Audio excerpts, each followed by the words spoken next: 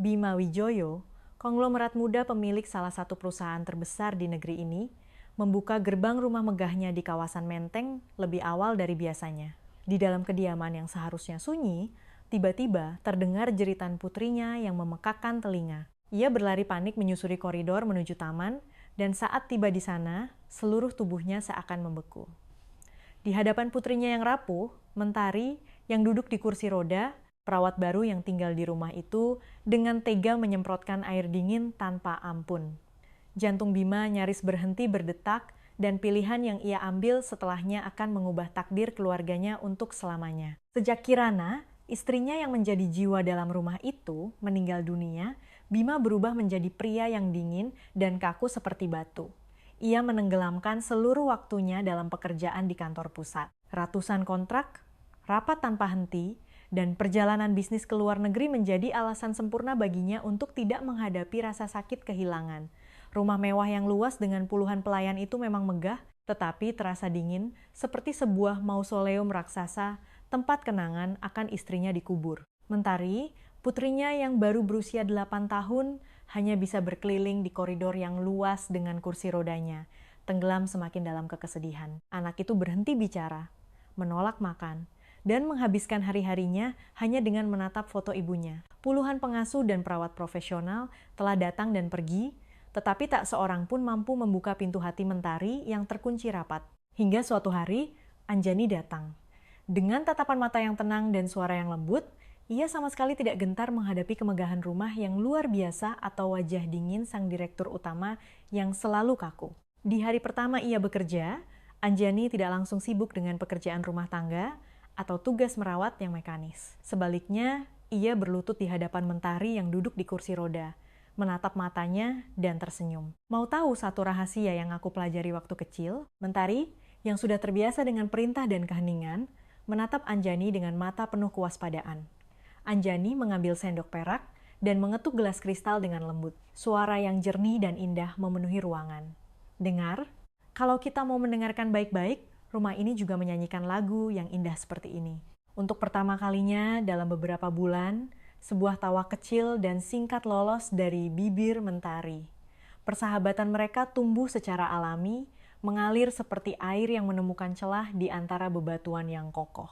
Setiap waktu makan, Anjani menciptakan lagu-lagu pendek dan menyanyikannya, meniru suara-suara lucu untuk membuat Mentari tertawa. Ia menemukan boneka-boneka tua yang terlupakan di gudang berdebu dan menggelar pertunjukan boneka kecil. Saat malam tiba, Anjani menceritakan kisah tentang hewan-hewan pemberani yang mengatasi kesulitan. Ia selalu menatap mata anak itu dengan tatapan lembut, seolah-olah ia bisa memahami dengan tepat setiap emosi yang dirasakan Mentari. Suatu hari di taman, Mentari bertanya dengan, "Hati-hati Mbak Anjani, apa aku bisa berjalan lagi?" Anjani tidak menjanjikan keajaiban.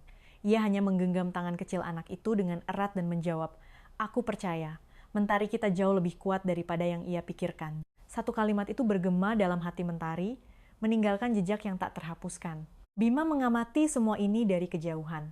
Melihat putrinya tersenyum lagi, meminta untuk pergi ke taman lebih dulu, dan bahkan menyenandungkan lagu, membuatnya sangat terkejut. Sebagai seorang ayah, itu adalah kelegaan yang tak terkatakan. Tetapi pada saat yang sama, hal itu memberinya perasaan cemas yang aneh. Bagaimana perempuan itu bisa mengubah anakku dalam waktu sesingkat ini? Ia terus bertanya pada dirinya sendiri sambil mengamati mereka dari balik jendela. Suatu malam saat duduk sendirian di ruang kerjanya, ia mulai curiga. Bagaimana jika aku sedang ditipu? Bagaimana jika perempuan itu punya niat tersembunyi yang berbeda dari penampilannya? Naluri seorang ayah untuk melindungi putrinya muncul dengan kuat, dan percikan keraguan itu tumbuh menjadi bayangan yang besar. Karena cemas, Bima memerintahkan bawahannya untuk menyelidiki latar belakang Anjani. Saat menelusuri catatan pekerjaan dan dokumen-dokumen sebelumnya di layar laptopnya, Bima terpaku pada satu baris kalimat yang membuatnya terperangah. Anjani memiliki catatan malapraktik medis yang fatal dan keterlibatan kriminal saat bekerja di sebuah rumah sakit. Detail pastinya tidak diketahui, tetapi kata-kata seperti prosedur ilegal, penanganan berbahaya, dan kelalaian yang menyebabkan cedera tertulis dengan jelas. Jantung Bima berdebar kencang. Ya Tuhan, apa identitas asli perempuan ini? Ia teringat pada putrinya yang begitu rapuh, yang telah membuka hatinya lebar-lebar untuk teman barunya. Dengan kasar, Ia menutup laptopnya dan berdiri, merasakan pusing seolah-olah lantai di bawahnya runtuh. Ia mendekati jendela ruang kerja dan melihat keluar. Anjani sedang bercanda dengan Mentari, menaburkan kelopak bunga di atas kepalanya seperti hujan, dan Mentari tertawa terbahak-bahak. Itu adalah tawa riang dengan tepuk tangan yang belum pernah ia tunjukkan sejak ibunya meninggal. Namun, Bima tidak bisa ikut tersenyum. Tatapannya pada Anjani membeku dingin dan bulu kuduknya meremang. Bagaimana jika tawa itu adalah perangkap kejam untuk menghancurkan putriku? Celaka, gumamnya sambil mencengkeram kusen jendela, hingga buku-buku jarinya memutih. Malam itu, Bima tidak bisa tidur. Bayangan putrinya yang tertawa riang bercampur dengan ketakutan bahwa ia mungkin telah melakukan kesalahan yang tidak dapat diubah. Hatinya terbelah dua. Di satu sisi, ia ingin mempercayai wanita yang telah mengembalikan keceriaan pada putrinya. Tetapi di sisi lain, nalurinya berteriak untuk melindungi putrinya dengan cara apapun. Jika aku salah, aku akan kehilangan kesempatan untuk menyelamatkan putriku. Jika kecurigaanku benar, aku bisa kehilangan putriku selamanya. Kecurigaan itu menghantuinya seperti hantu. Kata-kata kelalaian dan penanganan berbahaya yang ia lihat di layar laptop berputar di kepalanya seperti mengunyah pecahan kaca. Malam hari, ia sering berjalan mondar-mandir di koridor gelap rumah yang sunyi, seolah-olah mendengar suara kursi roda putrinya sebagai halusinasi. Ia sering berdiri di depan pintu kamar Mentari, tetapi tidak berani masuk. Terlalu menyakitkan baginya untuk melihat anaknya tertidur kelelahan setelah menangis semalaman sambil memeluk foto ibunya. Kirana, apa yang sedang kulakukan? Apakah aku baru saja membiarkan serigala masuk ke rumah kita? Gumamnya sambil menatap potret istrinya yang tergantung di dinding lobi, merasa hancur. Pada suatu sore yang mendung, diliputi oleh kecemasan yang tak terkendali, Bima membuat keputusan. Ia membatalkan semua rapat direksi dan jadwal penting, lalu berteriak pada sopirnya, sekarang pulang ke rumah. Rumah besar itu menyambutnya seperti monster keheningan. Namun, saat ia turun dari mobil, yang ia dengar bukanlah keheningan, melainkan jeritan yang tajam. Jantung Bima berdebar kencang. Itu adalah suara yang bisa ia kenali dimanapun di dunia. Suara Mentari. Naluri pelindung seorang ayah meledak seperti sirene. Tanpa berpikir panjang, ia berlari sekencang-kencangnya menuju taman, tempat asal jeritan itu. Pemandangan di depannya adalah mimpi buruk yang mengerikan. Mentari duduk di kursi rodanya, basah kuyup, dengan rambut yang menempel di wajahnya, menggigil seperti daun diembus angin. Dan di sana, Anjani berdiri memegang selang, menyemprotkan air dingin tanpa ampun ke arah Mentari. Jeritan Mentari membelah taman dan menyayat hati Bima. Darahnya terasa mendidih. Apa yang kau lakukan di sini? Raungannya begitu keras hingga burung-burung di pohon beterbangan. Mendengar suara Bima, Anjani menjatuhkan selang ke tanah, tetapi ia tidak mundur. Bima, yang diliputi amarah dan ketakutan, melangkah maju. Anjani mengangkat tangannya seolah terkejut, tetapi tidak ada rasa takut di matanya. Namun, Bima tidak ingin mendengar alasan apapun. Aku sudah tahu semuanya. Aku sudah memeriksa semua catatan masa lalumu. Dan sekarang aku melihat bukti dari masa lalumu yang kotor itu dengan mata kepalaku sendiri. Aku pasti sudah gila. Bagaimana bisa aku membiarkan sampah sepertimu berada di dekat putriku? Suara Bima tajam, seperti auman binatang buas. Anjani hendak membuka mulut untuk menjawab, tetapi tangisan putus asa Mentari memotongnya. Ayah, bukan begitu. Bukan seperti itu, teriak Mentari. Mengulurkan tangannya yang gemetar. Wajah anak itu memerah dan napasnya tersengal-sengal. Mbak Anjani tidak menyakitiku. Ini dingin, tapi ini adalah terapi rehabilitasi. Mbak Anjani bilang ini untuk membangunkan kembali indera perasaku. Aku berteriak karena airnya dingin, bukan karena sakit. Mbak Anjani sedang menolongku. Kata-kata yang keluar dari mulut Mentari, yang berlinang air mata terdengar begitu mendesak, seolah-olah ia harus mengatakannya agar bisa bernapas. Namun, Bima sudah kehilangan akal sehatnya. Di kepalanya hanya catatan kriminal Anjani yang berkedip seperti lampu peringatan, dan ia yakin pemandangan di depannya adalah buktinya. Terapi? Ini penyiksaan, bukan terapi. Balas Bima dengan suara bergetar. Kau mempermainkan anak lemah yang tidak bisa melawan, menyiksanya dengan dalih terapi. Kau bersembunyi di balik kebohongan untuk menghancurkan putriku. Keluar dari rumahku sekarang. Anggap saja kau beruntung, aku tidak melaporkanmu ke polisi. Anjani tidak berteriak membela diri atau memberikan alasan. Ia hanya mendekati Mentari, berlutut, dan menggenggam kedua tangan dingin anak itu. Matanya berkaca-kaca menahan air mata. Mentari, Kamu jauh lebih kuat dari yang kamu kira. Jangan pernah lupakan itu. Tidak peduli seberapa sakit atau sulitnya, kamu pasti bisa melewatinya. Mentari menangis histeris, menarik tangan Anjani sekuat tenaga. Mbak, jangan pergi.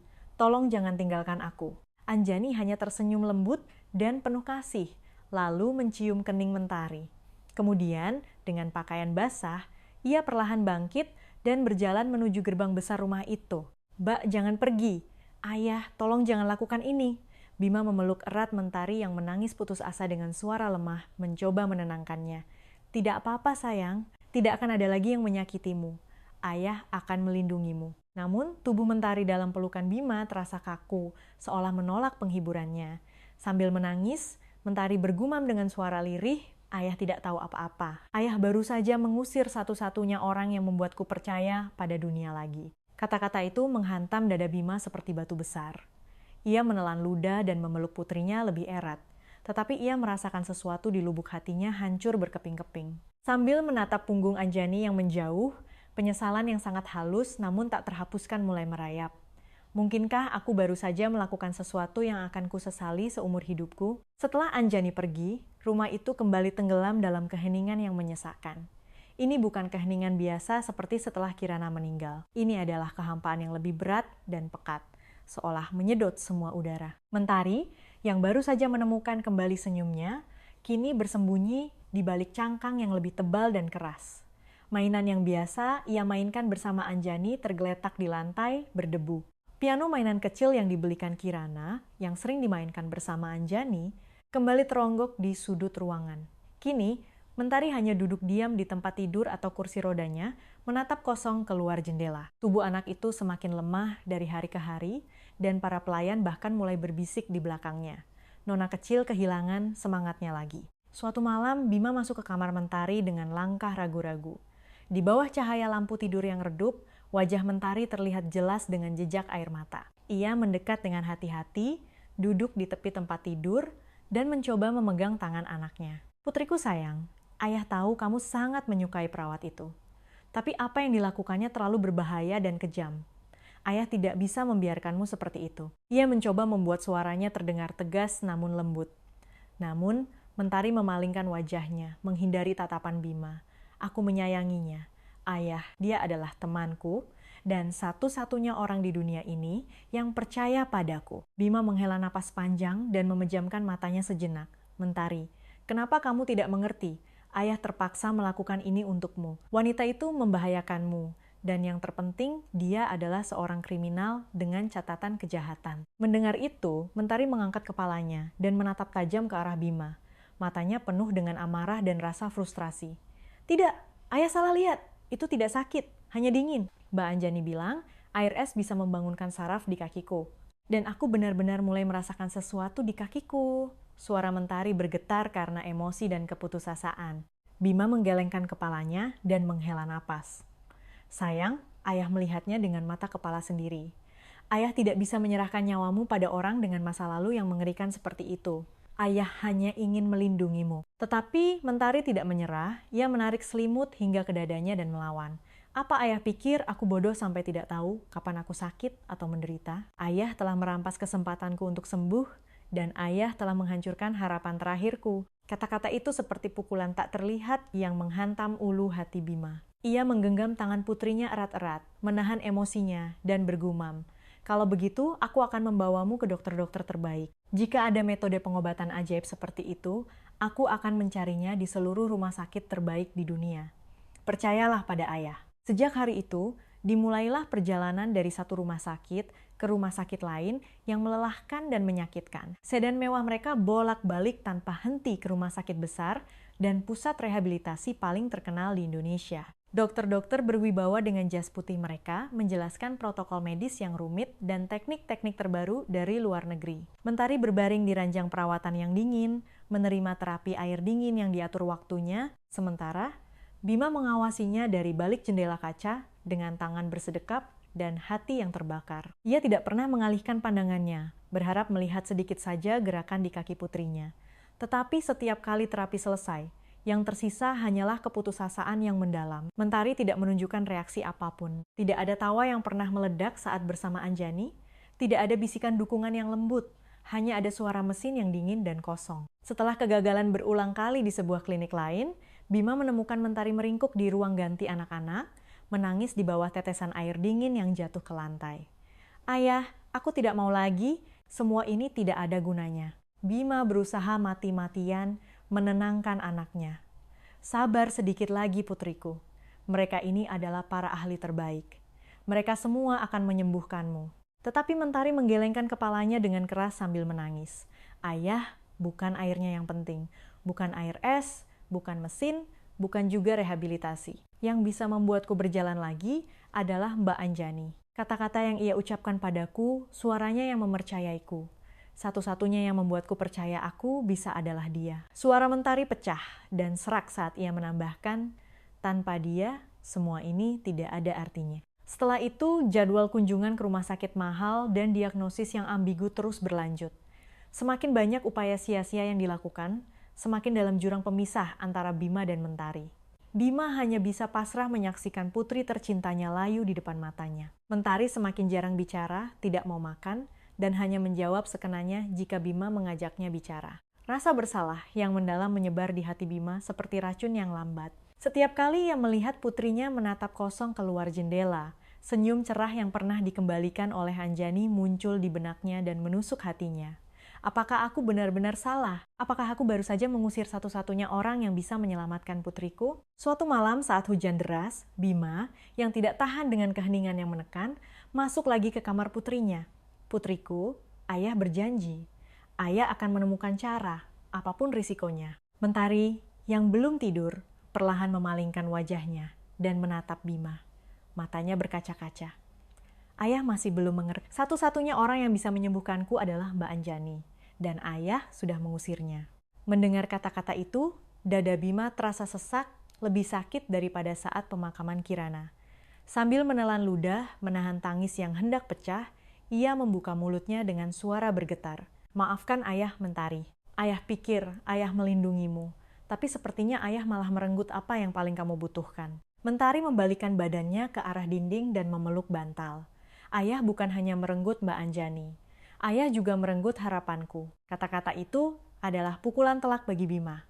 Saat itu, ia menyadari dengan pedih bahwa kesombongan dan kesalahannya tidak akan pernah bisa dihapus dengan mudah. Selama beberapa hari, Bima tersiksa oleh kata-kata dingin yang diucapkan Mentari.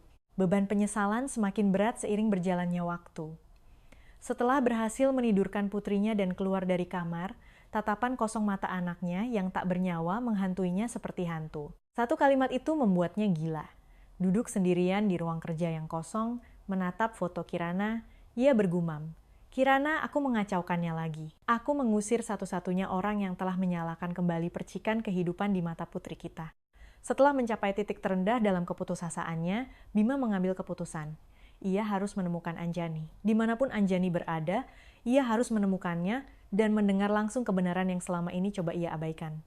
Namun, menemukan Anjani tidaklah mudah. Ia tidak punya alamat tetap yang terdaftar, dan catatan pekerjaan sebelumnya pun samar. Bima mengerahkan seluruh kekayaan dan jaringannya, mengobrak-abrik catatan masa lalunya, dan akhirnya, melalui seorang mantan rekan kerjanya, ia menemukan sebuah kamar sewaan tua dan kumuh di pinggiran Jakarta. Saat Bima tiba di sana, hari sudah larut malam. Dinding yang terkelupas, lampu neon tua di koridor yang berkedip-kedip, udara yang bercampur bau apek dan asap rokok yang menyengat. Tempat itu begitu asing dan berbeda dari rumah mewahnya. Merasa hancur sampai ke tulang, ia mengambil napas dalam-dalam, menaiki tangga yang berderit, dan mengetuk pintu kamar yang ditunjukkan. Setiap ketukan pintu terasa seperti jantungnya akan melompat keluar dari mulutnya. Pintu perlahan terbuka, dan Anjani muncul. Pakaiannya sederhana dan wajahnya tampak lelah, tetapi tatapan matanya yang tenang dan jernih tetap sama. Melihat Bima di depan pintunya, bibirnya sedikit terbuka, menunjukkan keterkejutan dan kewaspadaan. Bima terdiam sejenak, tertekan oleh rasa bersalah hingga suaranya tak keluar. Akhirnya, ia menundukkan kepalanya dalam-dalam, mengambil napas panjang, dan dengan susah payah membuka mulutnya. "Saya datang untuk meminta maaf." Anjani sedikit mengernyitkan alisnya, tetapi tidak mengatakan apa-apa. Ia hanya mundur selangkah, mengizinkannya masuk ke dalam kamar sewaan yang sempit dan kosong, yang hanya berisi satu tempat tidur dan satu kursi kayu tua. "Saya salah, Mbak Anjani. Lanjut Bima dengan suara yang nyaris pecah. Ketakutan akan kehilangan putri saya telah melumpuhkan akal sehat saya. Ketika saya melihat catatan kriminal Anda, dan kemudian melihat Anda menyiramkan air ke anak saya di taman, yang ada di kepala saya hanyalah pikiran gila bahwa putri saya dalam bahaya. Mata saya telah buta. Ia mondar-mandir di ruangan sempit itu. Bahunya terkulai lemas. Mentari mempercayai Anda. Dia menangis, mengatakan bahwa dia membutuhkan Anda, bukan pengobatan di rumah sakit. Tapi saya telah menghancurkan segalanya. Air mata panas menggenang di matanya, dan ia memukul dadanya sendiri dengan kepalan tangannya. Saya sudah kehilangan satu-satunya cinta dalam hidup saya, istri saya, dan sekarang saya sedang kehilangan putri saya, satu-satunya yang saya miliki. Tolong, bantu putri saya agar tidak hancur sepenuhnya. Anjani menghela napas panjang dan duduk di kursi tua itu. Setelah hening yang menyesakkan, ia membuka mulutnya dengan suara bergetar. Bapak, saya bukan orang yang tidak bersalah. Ya, itu benar. Saya pernah bekerja di rumah sakit, dituduh melanggar hukum kedokteran, dan bahkan dihukum. Orang-orang menuduh saya membahayakan nyawa seorang pasien anak-anak, tapi kenyataannya adalah anak itu sakit parah dan tidak punya harapan, dan protokol standar rumah sakit hanya akan membuatnya mati lebih cepat. Saya menggunakan metode yang tidak sesuai aturan, dan secara ajaib anak itu merespons. Anak itu bisa berjalan lagi, tetapi rumah sakit besar itu tidak bisa menanggung skandal prosedural. Jadi mereka melimpahkan semua tanggung jawab kepada saya dan menghancurkan saya sepenuhnya. Reputasi saya hancur, dan sejak hari itu tidak ada seorang pun di dunia ini yang mempercayai saya. Air mata menggenang di matanya, tetapi tidak pernah mengalir di pipinya. Bima berdiri terpaku, seperti orang yang mendengar hukuman mati dan pesan penyelamatan pada saat yang bersamaan. Jadi itu sebabnya, karena dia memiliki keberanian untuk melakukan apa yang tidak berani dicoba oleh orang-orang pengecut di dunia ini, dunia menghapus catatannya. Ia perlahan mendekat dan berlutut di hadapan Anjani. Seorang direktur utama perusahaan besar yang mengendalikan ekonomi Indonesia, yang selama ini hanya menatap ke bawah pada orang lain, kini berlutut di lantai kamar sewaan kumuh di pinggiran kota, hancur berkeping-keping. Saya sombong, saya buta dan pengecut. Tapi demi Mentari, saya mohon, tolong jangan hukum putri saya karena kesalahan bodoh saya. Tolong, kembalilah ke rumah kami. Mentari membutuhkan Anda. Tidak, saya yang membutuhkan Anda. Saat mengucapkan kata-kata terakhir, suaranya benar-benar pecah, dan ia menundukkan kepalanya dalam-dalam karena malu dan putus asa. Anjani mencengkeram lututnya dengan kedua tangan dan memejamkan matanya erat-erat. Ekspresi wajahnya menunjukkan konflik batin yang menyakitkan. Dulu Bapak mengusir saya ke jalanan, memperlakukan saya seperti sampah atau monster. Dan sekarang, Bapak datang meminta saya untuk kembali ke rumah di mana saya dihina begitu rupa. Bapak, ini bukan masalah yang sederhana. Bima mengangkat kepalanya dengan tatapan putus asa. Saya tahu. Tentu saja saya tahu ini tidak mudah. Saya tahu betul bahwa saya tidak pantas mendapatkan kepercayaan Anda. Tapi ini bukan untuk saya. Saya memohon ini demi seorang anak kecil yang terluka dan hancur. Mentari merasa benar-benar sendirian. Karena Andalah yang pertama kali mempercayai potensinya, anak itu mulai mempercayai dunia lagi. Tolong, jangan tinggalkan anak itu. Keheningan yang mencekam memenuhi ruangan sempit itu. Anjani menarik napas dalam-dalam dan dengan hati-hati menyeka sudut matanya. Saya tidak kembali untuk Bapak. Bukan juga karena rumah mewah itu. Saya pergi, hanya untuk Mentari. Sambil menelan ludah, tatapan Anjani menjadi tegas namun hangat. Bima menghela napas lega, seperti orang yang tenggelam di air dalam, dan akhirnya berhasil mencapai permukaan untuk mengambil napas pertama. Rasa bersalah dan lega bercampur aduk menembus hatinya. Ia mengulurkan tangannya yang gemetar, tetapi Anjani tidak menyambutnya. Ia hanya bangkit dengan diam, mengenakan mantel tuanya, dan berkata, "Saya akan kembali besok pagi. Tapi jangan lupa, yang menyembuhkan putri Anda bukanlah uang, rumah sakit terbaik, atau status sosial Anda yang hebat. Hanya cinta yang tulus, kehadiran yang setia, dan kebenaran yang tak tergoyahkan." Langkah Bima saat meninggalkan kamar sewaan itu masih terasa berat.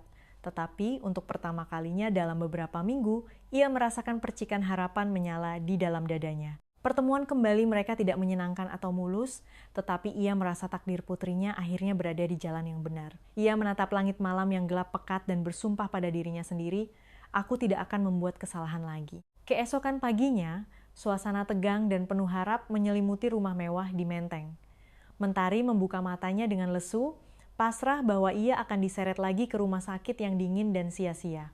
Namun, saat pintu terbuka dan Anjani masuk, jantung anak itu berdebar kencang. "Mbak Anjani!" Mentari memutar roda kursi rodanya dengan panik ke depan, nyaris menabrak dinding. Anjani berlutut dan membuka lengannya lebar-lebar, memeluk Mentari dengan erat dan hangat. Air mata yang ditahan pun pecah. "Aku bilang kan, Mentari kita jauh lebih kuat dari yang dikira. Kamu benar-benar kuat, malaikatku yang cantik." Mentari menangis terseduh-seduh dalam pelukan Anjani, menumpahkan air mata kebahagiaan. "Aku tahu Mbak pasti akan kembali." Di ambang pintu, Bima menyaksikan pemandangan itu dengan mata memerah. Ia merasa dirinya begitu kecil dan tidak berarti. Ia begitu menyesali minggu-minggu terakhir di mana kecurigaannya yang picik telah merenggut percikan kehidupan dari mata putrinya. Rasa bersalah yang mendalam atas waktu yang tidak akan pernah bisa kembali menekannya. Berusaha untuk tidak mengganggu momen sakral dan mengharukan itu, ia mendekat dengan hati-hati. "Ayah, ayah yang membawa Mbak Anjani kembali, Mentari," kata Bima dengan suara parau. Mentari, yang masih dalam pelukan Anjani, mengangkat kepalanya dan menatap Bima lekat-lekat. "Ayah berjanji tidak akan menyakitiku lagi, tapi ternyata orang yang paling menyakitiku adalah ayah." Mendengar itu, Bima seolah dipukul palu di kepala dan menahan napas. Berlutut setinggi mata anaknya, matanya sudah merah padam. "Ayah tahu, ayah akan menebusnya padamu seumur hidup ayah." Sore itu, terapi rehabilitasi segera dimulai kembali. Anjani membawa Mentari ke taman, tempat di mana semua keajaiban dimulai. Kali ini Bima tidak mundur, ia tetap berada di sana sampai akhir. Selama terapi berlangsung, Bima tidak hanya memperhatikan teknik atau metode Anjani, tetapi juga setiap bisikan hangat yang ia berikan kepada Mentari. "Sekarang, pejamkan matamu dan rasakan. Rasa dingin ini tidak menguasaimu. Pemilik tubuhmu adalah dirimu sendiri. Tarik napas dalam-dalam, bagus, kamu melakukannya dengan sangat baik." Mentari masih tampak kaku, tetapi ia mengikuti instruksi dengan patuh, dan matanya kembali berbinar dengan keyakinan yang kuat. Dalam diam, Bima menyaksikan pemandangan itu dengan perasaan campur aduk antara harapan dan rasa malu. Beberapa hari berlalu, dan dari luar, segalanya tampak kembali normal. Namun, Mentari, yang ingin segera memberikan kebahagiaan kepada ayahnya, mulai melakukan kesalahan besar. Ia mulai berpura-pura bahwa kondisinya membaik. Malam hari, ia berusaha mati-matian menggerakkan kakinya sendirian di kamar. Dan di depan Bima, ia sengaja mengencangkan jari-jari kakinya seolah-olah ada kemajuan besar. Bima, yang tidak tahu kebenarannya, tersenyum cerah dan berkata, "Putriku, kamu hebat sekali," dengan gembira. Tetapi setiap kali ia melihat senyum cerah ayahnya, hati Mentari terasa seperti ditusuk pisau tajam. Ia tahu betul bahwa sebenarnya tidak ada kemajuan sama sekali, tetapi ia tidak tega menghancurkan wajah lega ayahnya. Jadi ia terus berbohong. Namun, Anjani yang jeli segera menyadari kebohongan menyedihkan Mentari. Di tengah terapi, Anjani berhenti di samping Mentari, memegang tangannya dan bertanya dengan lembut, "Mentari, ada yang kamu sembunyikan dari Mbak ya?" Mentari terkejut seperti kelinci, ragu-ragu, lalu akhirnya mulai meneteskan air mata. "Aku hanya ingin melihat ayah tersenyum. Sejak ibu pergi ke surga, ayah selalu terlihat sedih dan kesepian. Aku pikir jika aku menunjukkan bahwa aku cepat sembuh, ayah bisa bahagia lagi." Suara anak itu bergetar hebat, tetapi di dalamnya terkandung ketulusan yang sangat memilukan. Anjani menggenggam kedua tangan kecil Mentari dan berlutut. "Malaikat kecilku, dengarkan baik-baik. Kamu tidak perlu menanggung semua kesedihan ayahmu itu sendirian. Kamu dengan keberadaanmu saja sudah menjadi kebahagiaan terbesar bagi ayahmu. Bahkan jika kamu tidak bisa berjalan lagi. Hanya saja ayahmu belum menyadarinya. Berpura-pura sembuh tidak akan menyembuhkan luka ayahmu. Sebaliknya, hanya kebenaran yang bisa menyembuhkan luka itu. Mentari, kamu adalah sumber kekuatan terbesar yang dimiliki ayahmu. Percayalah pada dirimu sendiri." Tetapi Mentari masih menangis dan bersikeras. "Tapi bagaimana jika ayah kecewa padaku? Bagaimana jika aku tidak akan pernah bisa berjalan selamanya?" Anjani dengan lembut menyeka air mata anak itu dengan ibu jarinya. "Cinta sejati tidak didapat dari apa yang kamu capai. Cinta sejati adalah mencintaimu apa adanya, tidak peduli siapa dirimu. Kamu sudah menjadi segalanya bagi ayahmu." Tanpa sepengetahuan Mentari, di balik pintu yang tertutup rapat, Bima mendengarkan seluruh percakapan itu dengan napas tertahan. Kakinya gemetar seperti daun, dan jantungnya serasa mau meledak. Ia tidak tahan lagi, dan perlahan membuka pintu masuk ke dalam ruangan. Suaranya serak karena tercekat. Apa yang dikatakan Mbak Anjani benar, sayang? Melihat kemunculan ayahnya yang tiba-tiba, mata Mentari dipenuhi air mata. Bima berlutut di depan kursi roda putrinya. Kamu tidak perlu berusaha membuktikan apapun kepada ayah. Ayah terlalu terobsesi untuk menyembuhkanmu sampai-sampai. Ayah lupa bagaimana cara mencintaimu apa adanya. Kamu adalah kebahagiaanku, alasan ayah hidup dan segalanya di dunia ini bagi ayah. Bahkan jika kamu harus duduk di kursi roda seumur hidupmu, ayah tidak apa-apa. Cukup dengan kamu berada di sisi ayah, bernapas dengan jantungmu yang hangat. Senyum indahmu yang memberi ayah kehidupan, itu sudah cukup. Mentari pecah dalam tangis dan memeluk Bima. Aku hanya ingin melihat ayah tersenyum bahagia. Bima memeluk putrinya erat-erat seolah akan hancur dan menangis. Ayah sudah sangat bahagia hanya dengan kamu hidup dan bernapas. Kamu tidak perlu menanggung beban berat ini sendirian. Maafkan, ayah telah membuatmu memikulnya. Maafkan ayah telah membuatmu berpikir bahwa kamu adalah anak yang kurang. Maafkan ayah, putriku. Anjani, yang diam-diam menyaksikan pemandangan itu, juga meneteskan air mata. Dalam pelukan yang mengharukan itu, sebuah penyembuhan besar yang tidak dapat diciptakan oleh teknologi medis tercanggih manapun di dunia dimulai. Saat di mana cinta, pengampunan, dan penerimaan sejati mulai tumbuh. Sejak hari itu, segalanya berubah. Pelukan hangat ayah dan anak itu menyembuhkan luka tak terlihat dan keretakan yang telah menghantui rumah itu sejak kematian Kirana. Bima, yang sebelumnya hanya sibuk dengan pekerjaan kantor untuk lari dari kenyataan, kini tidak pernah absen sekalipun dari setiap sesi rehabilitasi Mentari. Direktur utama yang selalu bersikeras mengenakan setelan jas terbaik, yang pas badan kini duduk di lantai tanah dengan pakaian olahraga yang nyaman dan sederhana, mengamati setiap gerakan kecil putrinya dengan napas tertahan. Di matanya, terpancar penyesalan yang mendalam bersama dengan harapan yang kuat, seolah-olah berteriak, "Aku di sini. Aku tidak akan pernah meninggalkanmu sendirian lagi." Anjani melanjutkan perawatannya dengan lembut namun teguh. Rasakan lantainya, Mentari. Rasa dingin ini hanyalah tamu yang lewat.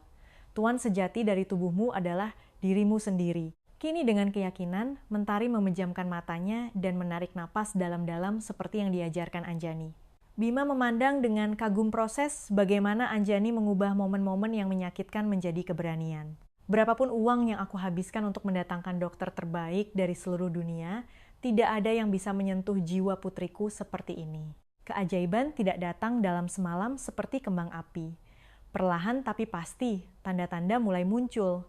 Awalnya, ada kedutan sangat halus di ujung jari kaki Mentari. Bima bahkan curiga itu hanya imajinasinya. Tetapi beberapa hari kemudian, saat Anjani memijat lembut kaki Mentari, getaran samar muncul. "Lihat, tubuhmu merespons," seru Anjani dengan suara gembira. Mentari tersenyum malu-malu dan menatap Bima seperti anak anjing yang menunggu pujian tuannya. Bima mendekat, memberikan ciuman penuh haru di kening anaknya, dan berbisik, "Ayah sangat bangga padamu, putriku." Namun, ketegangan juga meningkat setiap kali terapi.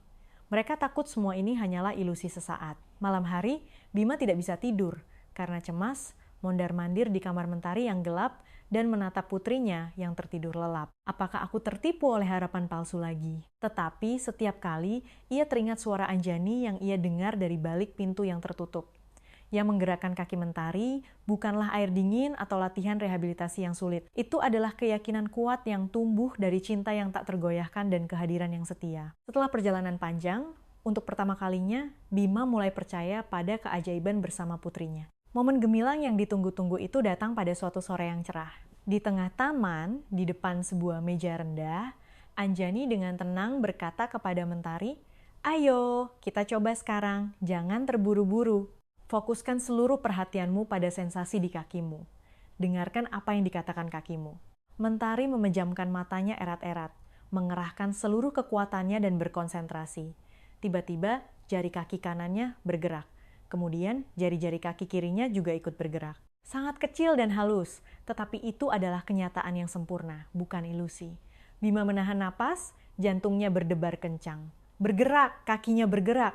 Ia menutupi wajahnya dengan kedua tangan dan meraung seperti binatang. Air mata yang tak terbendung mengalir deras seperti air terjun. Anjani juga menangis dalam diam, tetapi dengan suara yang tegas dan tak tergoyahkan, ia berseru, "Benar sayang, kita berhasil!" Mentari membuka matanya lebar-lebar. dan senyum cerah yang telah lama hilang merekah di wajahnya. "Ayah, ayah, lihat, aku bergerak!" Bima berlari seperti binatang buas dan memeluk putrinya erat-erat. Ia memeluknya begitu kencang seolah-olah ingin melindunginya dari semua badai di dunia. Ayah. Ayah tidak tahu betapa gilanya. Ayah memimpikan saat ini. Sambil membenamkan wajahnya di rambut anaknya yang basah oleh keringat, Bima menangis terseduh-seduh. Itu adalah pemandangan yang agung dan mulia yang diciptakan oleh seorang gadis kecil, seorang ayah yang penuh luka, dan seorang wanita yang menjadi satu-satunya yang percaya pada keajaiban ketika semua orang menyerah. Gerakan kaki mentari adalah peristiwa simbolis yang lebih dari sekadar pemulihan fisik. Itu adalah kemenangan atas penderitaan, hukuman atas ketidakpercayaan, dan kemenangan mutlak atas ketakutan yang gemetar karena takut kehilangan segalanya. Pada saat yang mengharukan itu, Bima sadar. Ini bukan hanya tentang rehabilitasi putrinya. Ini juga tentang penyelamatan agung bagi dirinya sendiri sebagai seorang pria dan seorang ayah, yang akhirnya memahami apa arti cinta tanpa syarat yang sejati. Hari-hari setelah gerakan pertama itu adalah rangkaian emosi yang meluap-luap. Bima telah menjadi orang yang sama sekali berbeda. Seperti menunaikan doa suci, ia berpartisipasi dengan sepenuh hati dalam setiap proses terapi putrinya. Ketika waktu terapi tiba, hatinya berdebar-debar karena antisipasi, dan ia bersorak seolah-olah telah memenangkan dunia untuk setiap kemajuan kecil sekalipun. Mentari juga mendapatkan kembali kepercayaan dirinya dari hari ke hari. Ia tidak lagi menangis di depan air es dan tidak mengeluh selama latihan rehabilitasi yang berat. Sebaliknya, setiap kali jari-jari kakinya bergerak sedikit lebih bebas, ia akan bertatapan dengan Anjani dan tersenyum nakal. Ini benar-benar berhasil. Namun, di dalam hati Mentari, tumbuh sebuah harapan rahasia yang tidak ia ceritakan kepada siapapun. Ia ingin memberikan hadiah paling istimewa yang tak akan pernah dilupakan oleh ayahnya. Suatu sore, ketika Bima pergi sebentar untuk rapat direksi singkat, Mentari menarik lengan baju Anjani dan berbisik, "Mbak Anjani, aku ingin menyiapkan hadiah rahasia yang luar biasa untuk ayah. Aku ingin ayah tidak hanya melihat bahwa aku sembuh, tapi juga merasakan betapa bahagianya hatiku saat ini." Anak itu meletakkan tangannya di dadanya. Matanya berbinar penuh harapan. Anjani tersenyum terkejut dan bertanya, "Malaikat kecilku, imajinasi manis apa yang sedang kamu pikirkan?" Mentari menjawab dengan wajah memerah malu, "Aku ingin menari. Sedikit saja, aku ingin menunjukkan tarian di depan ayah." Sejak hari itu, latihan rahasia mereka dimulai. Anjani membawa alat bantu jalan rehabilitasi yang dibuat khusus, dan dengan kesabaran tak terbatas, ia membantu Mentari mengambil langkah demi langkah kecil. Prosesnya sangat menyakitkan. Kaki Mentari gemetar seperti daun, dan seluruh tubuhnya basah kuyup oleh keringat, jatuh puluhan kali di atas matras yang diletakkan di lantai. Tetapi setiap kali jatuh, anak itu bangkit kembali dengan tatapan mata yang tajam. "Aku tidak akan menyerah. Aku akan menunjukkannya kepada ayah agar ibu bangga melihatku dari surga." Suara putus asa itu seakan menyayat hati Anjani. Sambil menahan air mata, Anjani menjawab, "Tentu saja ibumu akan bangga padamu. Keberanian sejati bukanlah berjalan tanpa jatuh, tetapi terus bangkit tidak peduli seberapa sering dunia menjatuhkanmu." Sambil berlatih secara rahasia, mereka memilih satu lagu istimewa.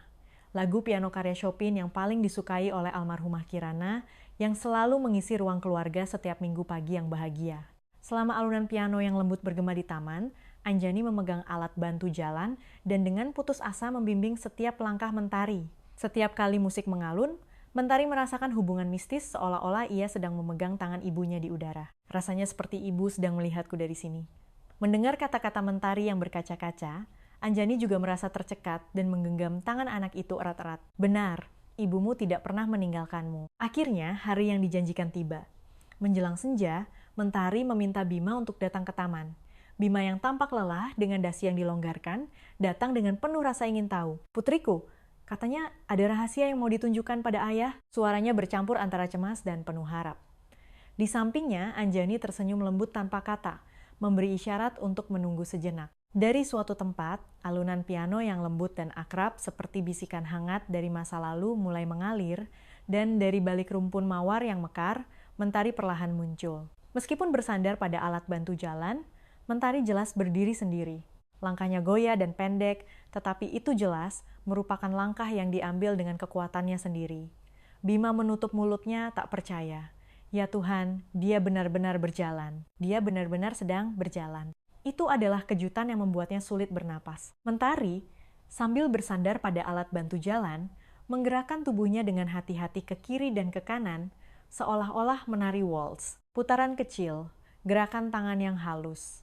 Setiap gerakan hati-hati itu dipenuhi dengan perjuangan dan keberanian yang luar biasa. Ujung gaun putih yang dipilihkan Anjani berkibar ringan ditiup angin senja, dan pada saat itu, wajah Kirana yang telah tiada tampak tumpang tindih dengan senyum cerah mentari. Langit, seolah memberkati momen ajaib ini, diwarnai dengan warna emas dan merah yang cemerlang. Saat alunan piano mencapai puncaknya, emosi yang meluap pun meledak. Mentari mengangkat kepalanya tinggi-tinggi, dan dengan mata penuh air mata, ia berteriak ke arah Bima. "Ayah, lihat, aku benar-benar berhasil." Bima meraung seperti binatang buas dan berlari ke arah putrinya. Tetapi karena takut akan merusak keajaiban yang sempurna ini, ia berhenti tepat di depan Mentari dan berlutut. Dengan air mata yang tak terbendung dan suara yang bergetar, ia berbisik, "Kamu adalah kebanggaan terbesar dalam hidupku dan keajaiban teragung yang pernah datang padaku." Anjani, yang menyaksikan pemandangan ini dari kejauhan, juga menangis dalam diam. Ini bukan sekadar langkah pertama atau tarian. Ini adalah perayaan agung atas kehidupan yang telah mati dan bangkit kembali dengan cemerlang. Angin lembut yang menggoyangkan pepohonan di taman, kicauan burung, alunan piano, dan tawa bercampur tangis ayah dan anak itu menciptakan harmoni yang sempurna. Di tengah keputusasaan yang paling dalam, kehidupan membuktikan bahwa ia bisa mekar kembali. Dalam tarian yang canggung namun tulus itu, sebuah keluarga yang telah hancur berkeping-keping akhirnya dibangun kembali dengan sempurna. Keesokan paginya, tarian waltz di taman membawa cahaya yang menyilaukan ke seluruh rumah. Dinding marmer yang selalu dingin di rumah megah itu kini seolah berdenyut hangat dengan kehidupan. Bima, yang masih belum pulih dari keterharuannya, menjaga putrinya sepanjang malam di samping tempat tidurnya, menatap wajah tenang, Mentari yang tertidur lelap. Deru napas anak itu adalah jawaban sempurna atas semua keraguan yang selama ini menyiksanya. "Sayang, Kirana, kamu lihat dari atas sana kan? Putri cantik kita hidup kembali." Bima mengelus foto istrinya yang diletakkan di atas nakas sambil berbisik. Rasa bersalah yang selama ini membebani hatinya kini telah berubah menjadi perasaan penyelamatan yang damai. Beberapa hari berlalu dan terjadi perubahan besar dalam diri Bima. Kontrak bernilai triliunan rupiah dan rapat merger perusahaan yang sengit yang selama ini menjadi fokus hidupnya, kini tidak lagi penting. Ia hanya memikirkan bagaimana cara berbagi keajaiban luar biasa yang terjadi di depan matanya dengan dunia. Saat berjalan-jalan sendirian, ia teringat wajah-wajah putus asa para orang tua yang ia temui di lobi rumah sakit ternama. Pemandangan mengerikan seperti neraka, di mana mereka memeluk anak-anak mereka yang terbaring seperti tanaman, menangis terseduh-seduh. Sama seperti kita berhasil menyalakan kembali percikan api di hati Mentari, adakah cara untuk menyelamatkan banyak anak yang jatuh ke dalam jurang keputusasaan dan para orang tua yang sedang berjalan di neraka? Pertanyaan kuat itu menggedor jantung Bima. Akhirnya, pada suatu sore yang cerah, Bima membuat keputusan besar.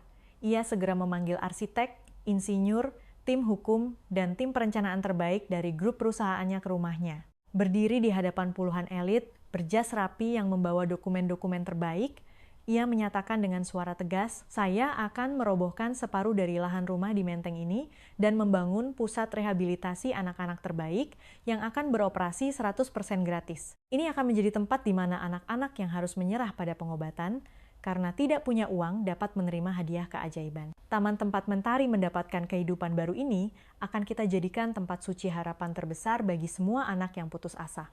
Ruang tamu rumah itu diliputi keheningan yang menyesakan.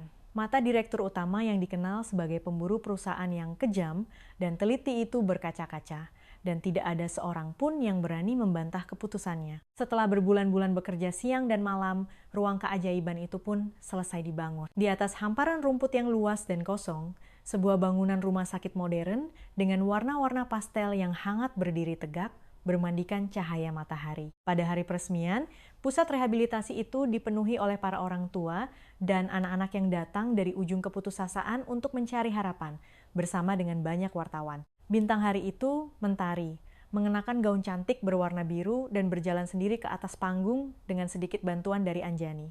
Di tangan kecil Mentari, ada sebuah plakat yang dibuat dengan cermat. Dengan senyum malu-malu namun cerah, anak itu menyerahkan plakat itu kepada ayahnya, Bima. Di atasnya tertulis dengan huruf emas, "Bagi mereka yang berpikir segalanya telah berakhir, disinilah harapan dimulai." Ratusan penonton serentak berdiri dan memberikan tepuk tangan, wajah mereka basah oleh air mata haru. Saat matahari mulai terbenam dan kemeriahan pesta perlahan mereda, hanya Bima, Anjani, dan Mentari yang tersisa di taman yang kosong. Langit menyala dengan warna mawar dan emas yang cemerlang, seolah memberkati awal baru mereka. Mentari menggenggam tangan ayah dan perawatnya di kedua sisi dan berkata, "Sekarang aku juga bisa memimpikan masa depanku yang cerah." Anjani membungkuk dan memeluk Mentari dengan lembut, berbisik, "Hanya jalan yang paling terjal dan menyakitkan yang akan membawa kita ke tempat terindah di dunia.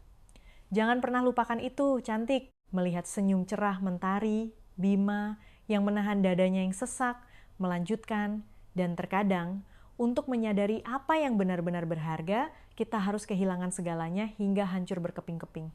Kedamaian yang mendalam menyelimuti mereka bertiga dengan hangat. Itu bukan sekadar kehampaan, melainkan keheningan damai seolah-olah sebuah pelukan tak terlihat yang besar memeluk mereka erat-erat. Bima menatap Anjani dengan tatapan penuh rasa terima kasih yang tak terhingga, lalu mengalihkan pandangannya kepada putrinya yang tersenyum sempurna dan murni, senyuman yang belum pernah ia lihat sejak ibunya, Kirana, meninggal. Ia, yang seumur hidupnya menumpuk triliunan rupiah di brankas dan mendambakan kekuasaan, untuk pertama kalinya menyadari dengan sepenuh hati bahwa kekayaan sejati bukanlah saldo di rekening bank, melainkan jantung yang baru lahir yang berdetak di depan matanya saat ini. Taman yang pernah dikuasai oleh kegelapan dan penderitaan kini telah lahir kembali sebagai simbol kebangkitan dan pembaruan. Di tempat luka yang seperti neraka, harapan yang penuh kehidupan mekar, dan di tempat yang ternoda oleh keraguan dan ketidakpercayaan, keyakinan yang kokoh berakar. Mentari kecil, yang berdiri dengan goyah namun pasti di atas kakinya sendiri, membuktikan dengan seluruh tubuhnya bahwa usaha yang mematahkan tulang dapat melahirkan keajaiban, dan air mata yang ditumpahkan dapat menjadi hujan yang menumbuhkan tunas baru. Saat matahari sepenuhnya terbenam di balik cakrawala, keluarga yang tidak sempurna ini, yang telah terkoyak oleh kehilangan dan luka yang dalam, kini menulis sejarah baru yang sempurna hanya dengan cinta dan keberanian. Kisah ini bukan hanya akhir bahagia bagi mereka bertiga. Ini adalah sebuah lagu pujian yang agung dan cemerlang, yang dipersembahkan bagi semua orang yang putus asa dan ingin sekali lagi percaya pada keajaiban dunia. Di sebuah taman yang luas di Jakarta, di bawah sinar matahari yang hangat, Bayu, seorang anak laki-laki yang rambutnya rontok karena kemoterapi, duduk meringkuk di bangku, merasa malu dengan kepalanya yang botak berkilau. Bocah itu membungkukkan bahunya. Tiba-tiba, seorang gadis kecil berpakaian lusuh mendekatinya tanpa kata. Tanpa bicara, gadis itu mengeluarkan alat cukur di depan Bayu. Dan dengan suara mendengung, ia mulai mencukur rambut hitamnya sendiri tanpa ampun. Dari kejauhan, ayahnya, seorang direktur utama perusahaan besar yang sedang mengamati putranya, berlari dengan kaget. Pada saat itu, tidak ada yang bisa membayangkan keajaiban luar biasa yang akan diciptakan oleh pertemuan tak terduga ini. Adiguna Prakoso, seorang taipan di dunia bisnis Indonesia, adalah simbol kekuasaan dan kekayaan yang luar biasa. Sebagai pimpinan perusahaan, ia terkenal memperlakukan semua orang di sekitarnya dengan dingin dan sombong. Dunia Adiguna hanya terdiri dari statistik dan angka yang presisi, dan ia menganggap menunjukkan emosi sebagai kelemahan seorang pecundang. Di sisinya, putranya yang berusia 9 tahun, Bayu, berjalan diam-diam seperti bayangan. Anak yang pernah memiliki senyum secerah matahari itu kini memikul salib yang kejam dan berat bernama leukemia di pundaknya yang kurus. Diagnosis leukemia yang seperti petir di siang bolong telah merenggut semangat hidup dari mata anak itu. Kemoterapi yang keras merontokkan semua rambut hitam Bayu, dan bersamaan dengan itu, rasa percaya dirinya pun ikut lenyap. Rasanya semua orang menatapku dengan aneh, keluhnya.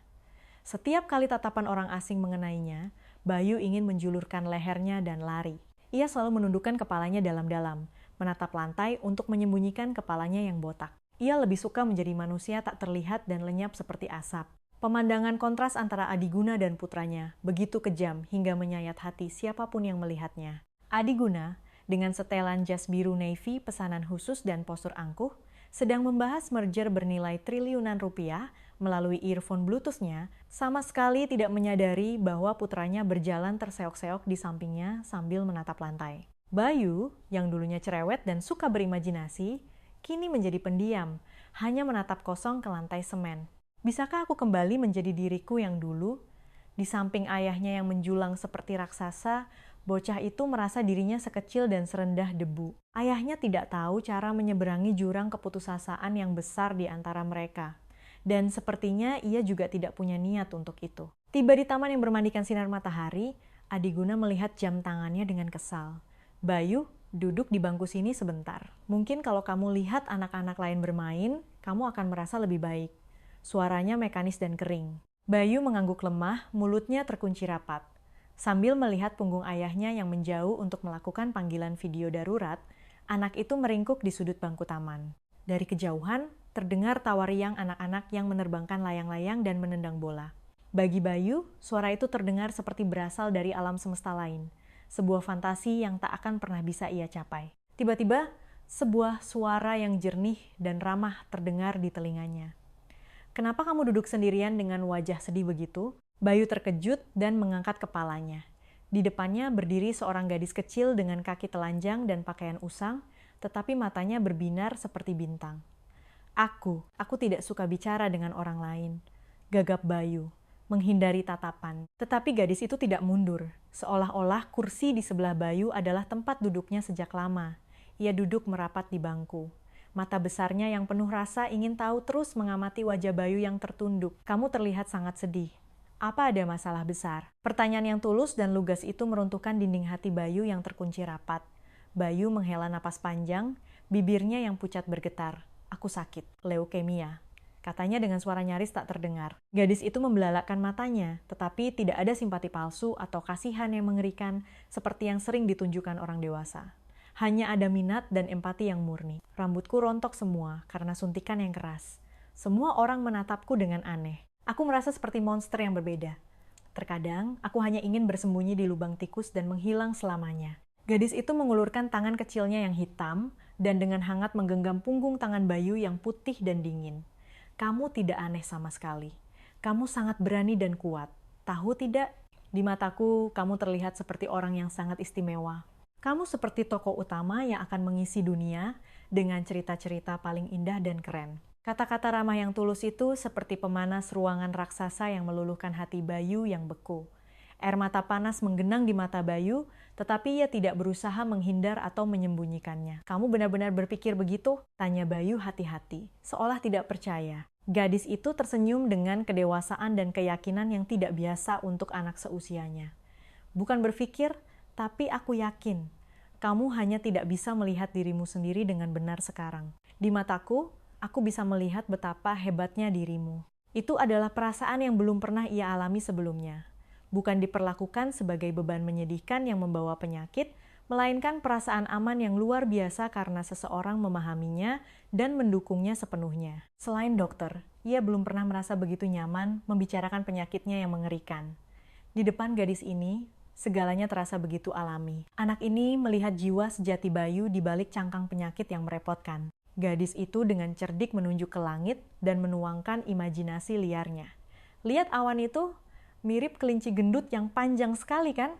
Mendengar kelucuan gadis itu yang tertawa riang, mata Bayu membulat. Bukan kelinci, lebih seperti anjing aneh dengan telinga super besar. Untuk pertama kalinya dalam beberapa bulan sejak diagnosisnya, Bayu tertawa terbahak-bahak. Gadis itu bertepuk tangan dengan gembira. "Tuh kan, kamu bisa tertawa. Selama ini kamu hanya menahannya, kan?" Bayu menatap gadis itu lekat-lekat dan berpikir, anak ini benar-benar memahamiku. Dia sangat berbeda dari semua orang di dunia ini, termasuk ayahku. Tepat pada saat itu, Adiguna yang telah menyelesaikan rapat daruratnya kembali dengan wajah kaku. Pemandangan di matanya sangat mengejutkan. Putranya yang begitu lesu kini tertawa dan menangis sambil berpelukan dengan seorang gadis gelandangan. Seketika, amarah memuncak dan wajah Adiguna mengeras. "Apa-apaan ini?" geram Adiguna sambil mendekat seperti binatang buas. Gadis itu terkejut dan melompat berdiri. "Saya hanya ingin membuat teman ini tersenyum." Tetapi Adiguna memotong kata-kata gadis itu dengan dingin. "Diam! Kau pikir aku tidak tahu niat busukmu. Gelandangan dari mana kau ini mendekati anakku yang lemah untuk memeras uang? Raungan tajam Adiguna membekukan suasana damai di taman. Gadis itu meringkuk ketakutan, tetapi tidak menundukkan kepalanya dengan hina. Bayu, dengan wajah pucat dan berlinang air mata, memohon, "Ayah, tolong jangan bicara seperti itu." Tetapi Adiguna mengabaikan permohonan putranya. "Diam, Bayu, ayah tahu apa yang terbaik untukmu. Tidak ada waktu untuk terlibat dengan penipu kotor seperti ini. Bangun sekarang." Bentakan ayahnya terasa seperti pisau yang menusuk perut Bayu. Tunas harapan yang baru saja akan mekar seolah diinjak-injak dengan kejam oleh ayahnya. Gadis itu menelan ludah dan mundur. Senyum ceria yang menerangi wajah Bayu lenyap dalam sekejap, digantikan oleh tetesan air mata tebal yang sunyi. Adiguna dengan paksa menarik pergelangan tangan kurus Bayu. "Kita pulang sekarang." Tanpa kekuatan untuk melawan, Bayu diseret oleh ayahnya, tetapi matanya tidak lepas dari gadis yang berdiri terpaku di depan bangku, menatapnya dengan sedih saat ia menjauh. Di dalam sedan mewah, keheningan yang menyesakkan memenuhi udara. Adiguna menggertakkan giginya, melaju dengan amarah, yakin bahwa ia telah melindungi putranya dengan sempurna dari lalat. Tetapi di kepala Bayu, yang menyandarkan keningnya di jendela dingin dan menangis tanpa henti, hanya ada satu pikiran. Anak itu menatapku dengan benar. Dia mendengarkanku. Kenapa ayah tidak bisa melakukannya? Meskipun ia bahkan tidak tahu nama gadis yatim piatu yang dipisahkan secara paksa itu, mata jernih anak itu telah terukir dalam di hati Bayu dan tidak bisa dihapus. Malam itu Bayu terjaga di tempat tidur ukuran king yang mewah. Ratusan mainan robot dan Lego senilai jutaan rupiah di kamarnya terasa kosong seperti tumpukan sampah. Hatinya masih tertinggal di bangku taman tempat ia bertemu gadis itu siang tadi. "Kamu kuat, di mataku, kamu sangat istimewa." Suara jernih gadis itu yang tulus terasa seperti salep ajaib yang mengobati hati Bayu yang terluka. Anak itu adalah orang pertama yang mendekatinya tanpa rasa kasihan yang menjijikkan atau simpati palsu terhadap penyakitnya. Setiap kali ia teringat senyum sederhana dan tulus gadis itu, jantungnya yang sekarat seolah berdetak lebih kencang lagi. Ayahnya mungkin berpikir bahwa dengan menjauhkan gadis itu masalah akan selesai, tetapi tekad Bayu sudah bulat. Aku harus bertemu dengannya lagi, apapun yang terjadi. Keesokan paginya, udara di rumah itu terasa dingin seperti biasa. Adiguna membolak-balik koran tanpa melirik putranya sekalipun menyeruput kopi paginya. "Cepat habiskan serealmu," perintahnya mekanis. Bayu hanya mengaduk-aduk mangkuknya dengan sendok. Tidak nafsu makan, tetapi di dalam hatinya, ia sedang menyusun rencana pelarian yang cermat. Jika aku terus terkurung di rumah neraka ini, aku mungkin tidak akan pernah bisa bertemu dengannya lagi. Aku harus kabur. Bayu menunggu saat yang tepat ketika kepala pelayan masuk ke dapur untuk mengisi ulang kopi Adiguna. Seperti hantu, ia diam-diam bangkit dari kursinya, memakai sepatunya, dan berlari keluar sekencang-kencangnya melalui pintu belakang. Jantungnya berdebar kencang seolah akan melompat keluar, tetapi energi harapan baru bukan rasa takut yang menggerakkan kakinya yang kurus. Jalan menuju taman terlalu jauh dan berat bagi seorang anak penderita kanker, tetapi harapan tumbuh setiap kali ia melewati sebuah tikungan. Aku harus minta maaf soal kemarin. Atau mungkin aku bisa bertanya, apakah aku boleh duduk di sebelahnya sebentar lagi? Akhirnya, dengan napas tersengal-sengal, ia tiba di taman dan dengan panik mencari tempat kemarin. Dan akhirnya, ia menemukannya. Gadis tanpa nama itu duduk dengan tenang di bangku yang sama seperti kemarin, seolah-olah ia tahu Bayu akan datang. Wajah Bayu bersinar dengan kegembiraan yang meluap-luap, yang tidak pernah ia rasakan selama berbulan-bulan, dan ia berlari ke arahnya. "Kamu benar-benar datang lagi." Gadis itu melompat seperti pegas dan bersorak. Kedua anak itu duduk berdampingan di bangku seolah-olah mereka adalah teman lama, dan waktu seakan berhenti untuk mereka. Bayu tidak lagi ragu-ragu dan menumpahkan semua ketakutan mengerikan yang terpendam di dalam hatinya seperti air terjun. "Sebenarnya aku sangat takut. Aku sangat takut mati." Rasanya sakit, dan tatapan orang-orang yang melihatku seperti monyet di kebun binatang benar-benar menjijikan. Saat aku melihat kepalaku yang botak di cermin, aku merasa jijik sampai mau gila. Aku bahkan tidak tahu siapa diriku lagi. Saat jeritan keputusasaan keluar dari mulut Bayu, tubuhnya gemetar seperti daun. Gadis itu diam-diam mendengarkan semua jeritan kesakitan itu. Matanya yang jernih terpaku pada Bayu, dan dalam keheningan itu terkandung pengertian dan penerimaan yang lebih dalam dari 100 kata. Ketika air mata Bayu berhenti, gadis itu mengambil napas dalam-dalam dan mengeluarkan sesuatu dari sakunya. Sebuah alat cukur manual yang tua dan kasar. Jika kamu merasa sangat menderita dan mengerikan setiap hari karena kamu berbeda dari orang lain, maka aku akan menjadi sama sepertimu. Tanpa memberi Bayu kesempatan untuk menghentikannya, gadis itu menyalakan alat cukur dan mulai mencukur rambut hitamnya yang tebal dan indah tepat di tengah. Suara zzzz terdengar, dan potongan rambut hitam jatuh ke lantai semen taman, beterbangan ditiup angin. Bayu membeku karena terkejut. "Kamu gila! Jangan, tolong jangan lakukan ini," teriaknya dengan suara serak. Tetapi gadis itu tidak bergeming, bahkan tersenyum cerah. "Tidak, aku harus melakukannya. Nah, sekarang kita berdua botak. Sekarang kamu mengerti kan? Rambut sama sekali tidak penting. Bahkan tanpa rambut, kamu tetap temanku yang paling keren. Aku tetap menyukaimu apa adanya, bahkan dengan kepala botak." Ketulusan yang agung dan mulia itu menembus jiwa Bayu yang terkurung dalam kegelapan seperti petir. Air mata panas mengalir deras dari mata besar Bayu dan ia menangis sambil melemparkan dirinya ke dalam pelukan gadis itu. Tepat pada saat itu, Adiguna yang menyadari putranya telah menghilang dan dengan panik mencarinya di taman, menemukan Bayu. Adiguna yang berlari sambil berteriak-teriak, berhenti mendadak di depan bangku dan membeku seperti patung. Pemandangan di depannya begitu mengejutkan hingga mengguncang seluruh hidupnya. Putranya yang begitu lesu kini memeluk gadis yatim piatu yang ia temui kemarin, menangis seperti binatang buas sambil tertawa cerah. Yang lebih mengejutkan adalah gadis itu, untuk berbagi penderitaan Bayu, telah mencukur rambut indahnya menjadi berantakan seperti digigit tikus dan dengan hangat menenangkan Bayu. Adiguna tidak bisa berteriak. Ia tidak bisa menarik paksa pergelangan tangan putranya. Ia berdiri terpaku di tempat itu seperti orang bisu, menatap kedua anak itu dengan hampa. Dan untuk pertama kalinya dalam hidupnya, ia merasakan retakan yang tak dapat dijelaskan di jantungnya yang sekeras baja, dan sesuatu yang hangat meresap masuk. Seolah-olah takut itu hanya ilusi yang akan lenyap. Adiguna mendekat dengan langkah hati-hati. Bayangan besar ayahnya yang mendekat membuat tubuh Bayu, yang sedang menangis di pelukan gadis itu, secara naluriah menegang. "Ayah, tolong jangan marahi teman ini. Aku mohon." Tatapan mata putranya dipenuhi ketakutan dan permohonan. Adiguna menelan ludah, mencoba mempertahankan ekspresi kerasnya, tetapi kedua matanya bergetar halus. "Siapa namamu, Nak?" Suaranya mengintimidasi, tetapi tidak ada amarah membunuh seperti kemarin. Gadis itu, yang terlihat lebih rapuh dan kurus, karena rambutnya yang dipotong pendek, tidak gentar di hadapan tatapan, menakutkan Adiguna dan mengangkat kepalanya dengan tegak. "Nama saya Awan," katanya dengan suara tenang dan percaya diri. Adiguna mengerutkan kening dan bertanya, "Di mana orang tuamu dan kenapa kamu sendirian berkeliaran di sini?" Awan ragu-ragu sejenak, tetapi menjawab dengan tenang, keduanya sudah meninggal. Kecelakaan lalu lintas 2 tahun yang lalu. Keheningan yang berat menekan mereka bertiga. Rasanya seperti seseorang memukul ulu hati Adiguna, yang bahkan tidak berkedip saat kehilangan triliunan rupiah. "Lalu di mana kamu tinggal sekarang?" tanya Adiguna lagi. Awan menarik napas dalam-dalam dan menjawab, "Di panti asuhan tua di kota tua. Di sana banyak anak-anak malang seperti saya yang tidak punya ibu dan ayah." Adiguna mencoba menyembunyikan kebingungannya. Secara naluriah mencoba mendapatkan kembali kendali dengan mengeluarkan beberapa lembar cek dari dompetnya.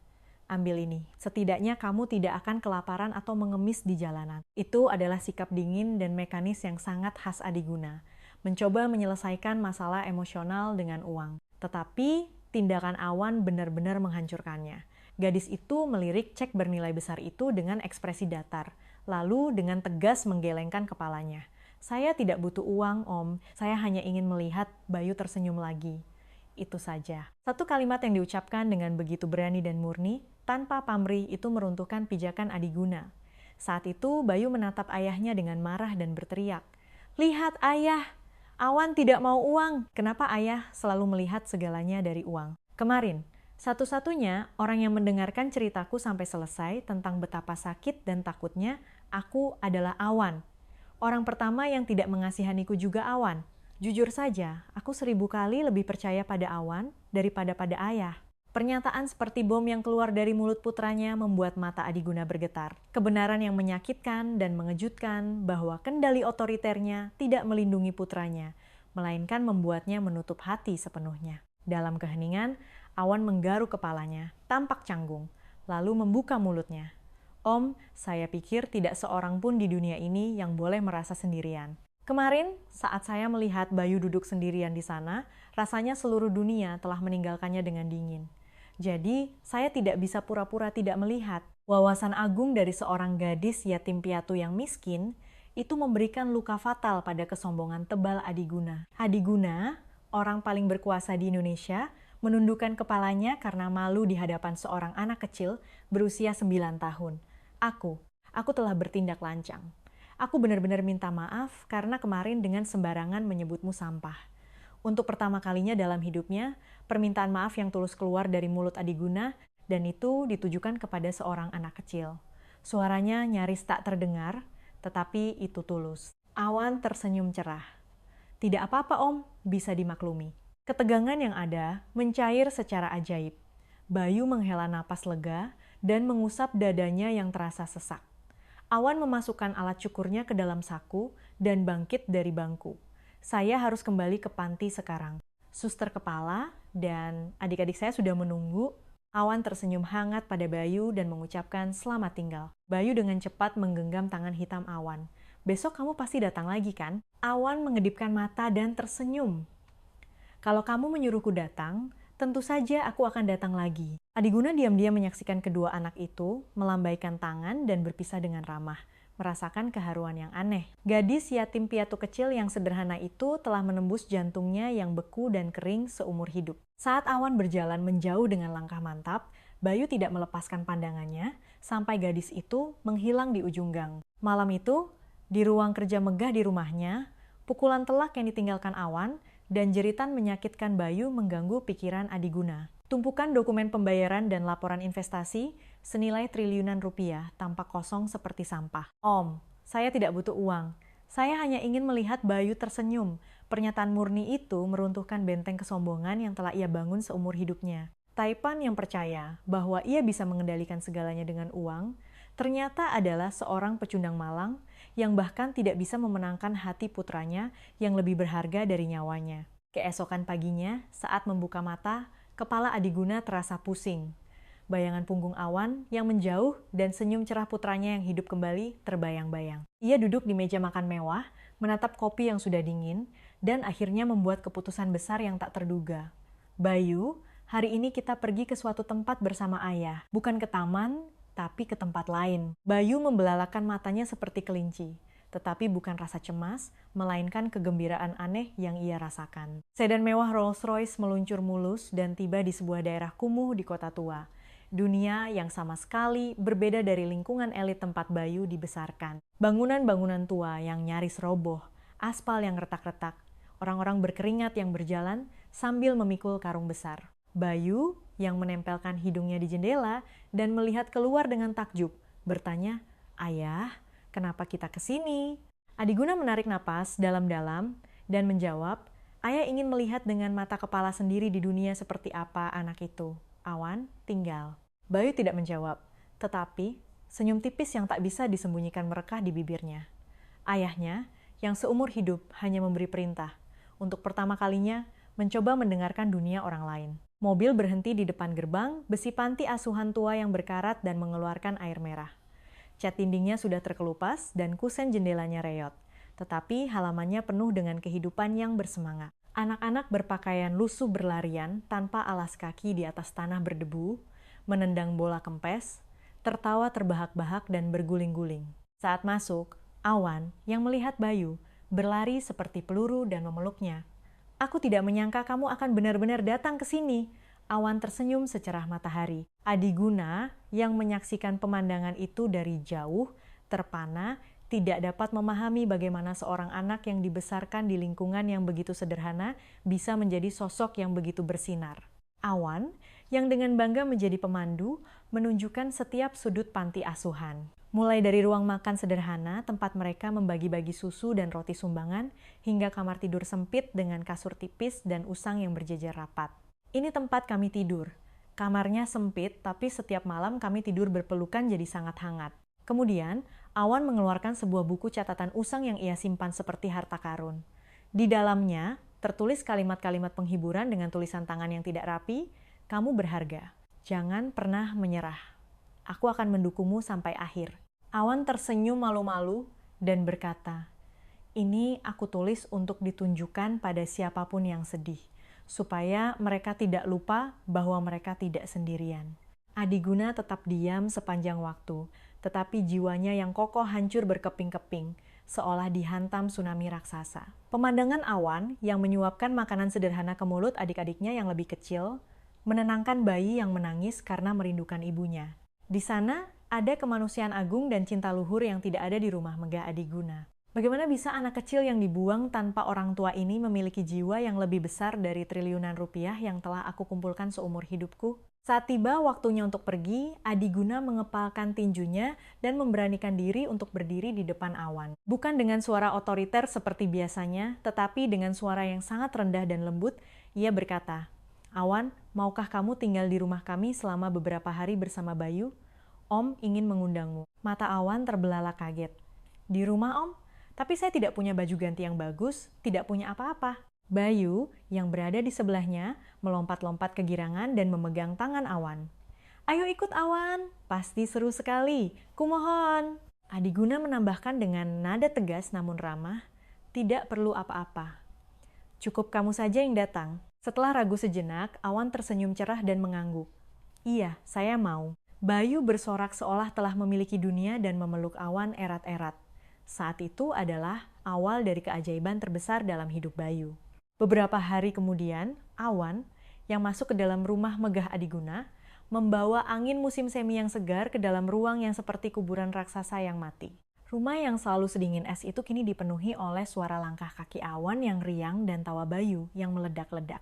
Awan bangun pagi-pagi sekali dan menjelajahi setiap sudut rumah, memegang tangan Bayu dan menciptakan berbagai permainan imajinatif. Ruang tamu yang dihiasi dengan perabotan impor mahal menjadi taman bermain petualangan yang fantastis bagi kedua anak itu. Adiguna berdiri dari kejauhan, menyaksikan keajaiban itu dengan mata penuh kekaguman. Bayu, putranya, yang dulu pemurung dan bersembunyi seperti bayangan, kini tertawa terbahak-bahak sambil berguling-guling. Wajahnya tampak lebih segar, dan ia bahkan menghabiskan 3 mangkuk nasi. Ayah, lihat ini. Kami membuat markas rahasia super keren dengan selimut sutra terbaik. Seru Bayu, matanya berbinar dan berkeringat. Di luar, Adiguna hanya berdeham, berpura-pura tenang, tetapi ada gumpalan panas yang naik ke tenggorokannya. Waktu makan menjadi seperti festival setiap hari. Awan dengan antusias menceritakan episode-episode lucu saat tinggal bersama teman-temannya di panti asuhan, dan Bayu benar-benar terpikat oleh cerita-cerita dunia yang hangat dan penuh kebersamaan itu mendengarkan dengan saksama. Adiguna diam-diam menyaksikan pemandangan itu dan sekali lagi menyadari kehebatan Awan. Awan, karena tidak memiliki apa-apa, bisa memberikan segalanya tanpa pamrih. Kebahagiaan Bayu tidak hanya berhenti pada kestabilan mental, tetapi juga menciptakan keajaiban yang luar biasa. Saat pemeriksaan rutin di rumah sakit besar, dokter yang menanganinya berkata dengan tak percaya sambil melihat rekam medis, Bapak Adiguna, kondisi Bayu membaik secara luar biasa. Tingkat respons terhadap kemoterapi meningkat drastis, dan imunitas serta vitalitas anak ini berada di level yang berbeda. Tidak ada yang meragukan bahwa semua ini berkat Awan. Bahkan, kepala pelayan yang sangat pendiam pun mendekati Adiguna dengan hati-hati, menyeka air mata, dan berbisik, Bapak, saya belum pernah melihat tuan muda begitu hidup. Nona kecil itu telah membawa matahari sejati ke dalam rumah yang sedang sekarat ini. Adiguna mengangguk tanpa kata. Seorang gadis yatim piatu yang sederhana telah menyelamatkan nyawa putranya dan juga menyelamatkan jiwanya yang membeku. Namun, takdir begitu kejam. Kedamaian itu hancur oleh badai yang mengerikan. Pada suatu sore saat hujan turun deras, di atas karpet tebal, anak-anak yang sedang tertawa sambil menonton animasi di bawah selimut dikejutkan oleh suara bel pintu yang memekakkan telinga. Saat Adiguna membuka pintu, 2 orang petugas dari dinas sosial dengan wajah dingin dan kaku berdiri memegang setumpuk dokumen. Kami datang berdasarkan laporan anonim. Ada laporan bahwa Bapak menampung anak yatim piatu di bawah umur yang seharusnya berada di bawah perlindungan panti asuhan tanpa melalui prosedur penitipan yang sah. Anda harus segera menyerahkan anak ini ke panti. Bayu yang mendengar suara itu dari ruang keluarga, berlari keluar dengan panik. Tidak boleh, Awan bukan sekadar tamu. Dia sudah seperti adik kandungku, keluargaku. Awan yang ketakutan memegang celana Adiguna dan gemetar seperti daun. Adiguna, orang paling berkuasa di Indonesia, berusaha mati-matian menghalangi. Bapak-bapak petugas, anak ini sangat aman dan bahagia di sini. Tidak ada alasan untuk membawanya secara paksa. Tetapi para petugas itu bersikap dingin seperti es.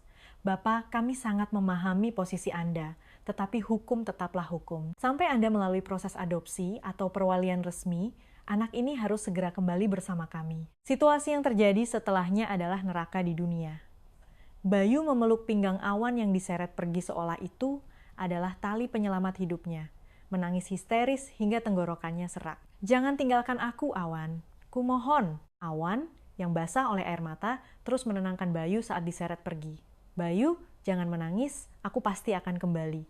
Aku janji. Tetapi jantung Bayu sudah hancur berkeping-keping. Adiguna Prakoso, Taipan yang mengelola kekayaan triliunan rupiah di Indonesia, gemetar karena ketidakberdayaannya yang luar biasa, tidak mampu melindungi seorang anak perempuan berharga yang menangis di depan matanya. Saat itu adalah momen di mana ia menyadari dengan pedih kebenaran kejam bahwa dengan uangnya yang hebat pun, ia tidak bisa melindungi apa yang benar-benar berharga. Pintu depan terbanting keras, dan mobil yang membawa Awan menghilang di telan hujan badai, meninggalkan keheningan yang mencekam di rumah itu. Bayu berlari ke kamarnya, mengunci pintu, dan meraung seperti binatang buas. Adiguna bahkan tidak berani membuka pintu dan masuk, hanya mondar-mandir di depan pintu sambil menelan air mata darah. Kepergian Awan meninggalkan kekosongan seperti lubang hitam yang menyedot semua cahaya dan kehidupan. Tawa ceria yang beberapa hari lalu memenuhi ruang keluarga, kini menjadi halusinasi mengerikan yang menyiksa mereka. Dampak kepergian Awan adalah bencana. Bayu yang telah menemukan kembali tawanya, layu seketika seperti tanaman yang kehilangan matahari. Keletihan menguasai tubuhnya. Anak yang menolak makan dan minum, menangis siang dan malam, sistem kekebalannya anjlok. Tubuh pasien leukemia yang kehilangan alasan untuk hidup tanpa Awan, di sisinya hancur tak terkendali. Demam tinggi dan rasa sakit yang hebat datang, dan Bayu akhirnya dilarikan ke unit gawat darurat setelah batuk darah. Di ruang steril rumah sakit universitas yang dipenuhi dinding putih dan bau desinfektan yang menyengat, vonis dokter kepala seperti hukuman mati. Bapak, kondisi anak Bapak sangat kritis. Ini adalah fase akut yang memburuk. Jika tidak segera mendapatkan transplantasi sumsum tulang, sisa waktunya mungkin hanya beberapa hari. Kepala Adiguna terasa kosong. Uang triliunan rupiah, gumpalan kekuasaan raksasa, semuanya hanyalah sampah yang tidak bisa memperpanjang satu napas pun dari putranya. Ambil darah saya, daging saya, tulang saya tidak peduli. Ambil sumsum tulang saya. Raung Adiguna seperti binatang buas sambil berlutut. Tetapi hasil tes jaringan sangat mengecewakan. Ketidakcocokan jaringan. Mereka mencari di semua bank sel punca di seluruh negeri dan bahkan basis data donor internasional, tetapi tidak ada satupun yang cocok dengan Bayu. Bayu, yang terbaring sekarat dengan alat bantu napas, menatap ayahnya dengan mata kosong dan berbisik dengan susah payah, "Ayah, kalau aku pergi ke surga, tolong sampaikan pada Awan untuk menjaganya baik-baik." Wasiat yang memilukan itu menghancurkan hati Adiguna. "Jangan pernah bicara seperti itu, ayah pasti akan menyelamatkanmu." Sambil mondar-mandir di luar kamar rumah sakit siang dan malam, memohon keajaiban, secercah cahaya melintas di benak Adiguna, Awan. Anak kecil yang menjadi penyelamat hidup dan kembaran jiwa Bayu. Adiguna mengemudi seperti orang gila, menembus hujan deras. Air mata yang mengalir deras membuat pandangannya kabur, tetapi ia tidak melepaskan kakinya dari pedal gas. Berhenti mendadak di depan gerbang besi panti asuhan tua yang berkarat di kota tua, Adiguna, dengan setelan jas kusut yang basah kuyup, berlari masuk sambil gemetar. Di depan suster kepala yang ketakutan, Adiguna menangis, terseduh-seduh dan memohon, "Tolong izinkan saya bertemu Awan. Putra saya, Bayu, sedang sekarat." Beberapa saat kemudian, gadis berkepala pelontos yang telah mencukur rambutnya sendiri untuk mendukung Bayu muncul di koridor. Mata Awan bergetar melihat Adiguna yang tampak putus asa. "Om, apa terjadi sesuatu pada Bayu?" Suaranya nyaris tak terdengar. Lutut Adiguna lemas dan ia jatuh ke lantai sambil menangis. Awan, Bayu akan segera meninggal. Jika tidak segera ditransplantasi sumsum tulang, tidak ada harapan. Kami sudah mencari di semua bank di dunia, tapi tidak ada satupun yang cocok. Aku tahu ini permintaan yang tidak tahu malu, aku tahu ini akan menyakitimu, tapi kumohon, bisakah kamu melakukan tes sekali saja untuk Bayu? Awan, tanpa ragu sedetik pun mengepalkan tinjunya dan berteriak, tentu saja saya mau. Bahkan, jika seluruh tubuh saya harus dipotong-potong, jika itu bisa menyelamatkan Bayu, saya pasti akan melakukannya. Di hadapan keputusan agung yang tak terduga dari seorang anak kecil, Adiguna menangis tersedu-sedu dan mencium kedua kaki kecil Awan. Saat itu adalah momen di mana seorang taipan sombong yang seumur hidupnya menginjak-injak dan menguasai orang lain, hancur berkeping-keping di hadapan seorang gadis, yatim piatu kecil yang sederhana, yang akan menyelamatkan dunia. Terima kasih. Terima kasih banyak Awan. Seumur hidupku, aku akan melindungimu dengan nyawa. Di ruang tunggu rumah sakit yang dingin, setiap menit menunggu hasil tes kecocokan jaringan terasa seperti 10 tahun. Awan menggenggam tangan besar Adiguna erat-erat, memberikan penghiburan tanpa kata. Bayu di ruang steril melihat Awan dari balik kaca, dan meskipun napasnya sesak, ia tersenyum tipis. Awan menempelkan wajahnya di dinding kaca dan membentuk kata-kata dengan bibirnya. Aku di sini, jangan khawatir. Akhirnya, pintu berat terbuka dan dokter kepala keluar membawa amplop putih. Dalam keheningan yang menyesakan, mata dokter yang memeriksa dokumen itu membelalak tidak normal. Ini keajaiban. Tingkat kecocokan genetik 100%, cocok sempurna. Ini adalah angka yang mendekati keajaiban bahkan di antara saudara kandung. Saat itu, seluruh waktu di dunia seolah berhenti. Adiguna menutupi wajahnya dengan kedua tangan dan menangis seperti binatang buas. Awan melompat-lompat kegirangan dan Bayu di dalam ruang steril meneteskan air mata kebahagiaan. Tuhan telah menyatukan jiwa seorang anak laki-laki yang sekarat dan seorang gadis yatim piatu yang terbuang dalam satu keajaiban agung. Pagi hari operasi transplantasi.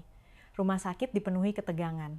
Awan kecil mengenakan baju operasi yang 3 kali lebih besar dari tubuhnya, berjalan dengan tegap. Adiguna mengikuti di belakangnya dengan tangan gemetar. Sebelum masuk ke ruang operasi, Awan berhenti di depan tempat tidur dorong Bayu. Bayu bertanya dengan tatapan ketakutan. Awan, bagaimana jika kamu sangat kesakitan? Awan menempelkan keningnya di kening Bayu dan tersenyum lebar. Bodoh, rasa sakitku tidak ada apa-apanya dibandingkan dengan penderitaan yang telah kamu alami. Kamu harus hidup supaya kamu bisa bermain bersamaku sampai kita jadi kakek nenek. Bayu menggenggam ujung baju Awan dengan tangan gemetar.